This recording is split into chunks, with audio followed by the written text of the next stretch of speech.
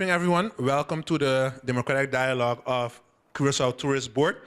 Today is the first session of two of the same. Today we're going to discuss master plan, the first two phases of the master plan. We will be doing this also with a different group coming Monday, the 25th of April.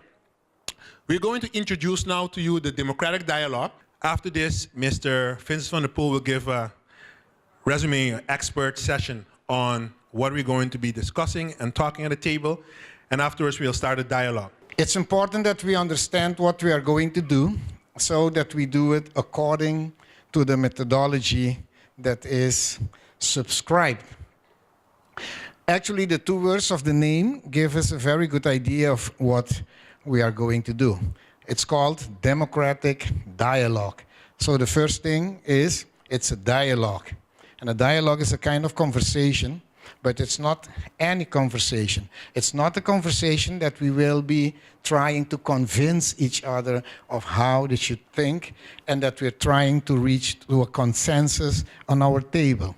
No, it's more that we will bring up our point of view, our vision, what we think should be done, because there are actions that we are going to ask for.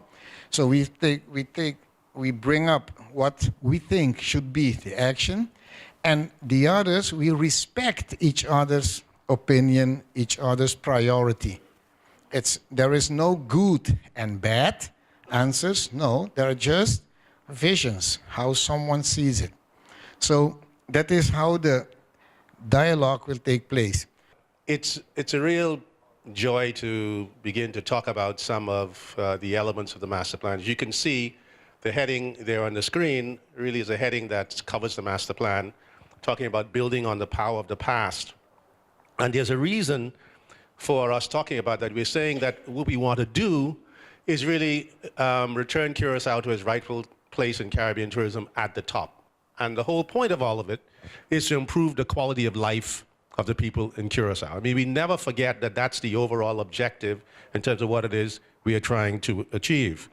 Now, the thing is, Curaçao was once the leader in the region some time ago.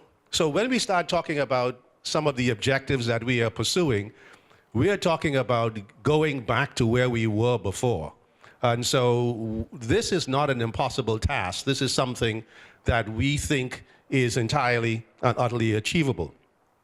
Yesterday, we looked at the last 5 years, and you began to see that progress is being made. There are lots of people who think that, well, we're not moving that quickly, but quite frankly, progress is being made. If you look at the history of looking at the numbers of people coming into Curaçao, you will see between 2011 and 2015, it went from 390,000 to 468,000 people.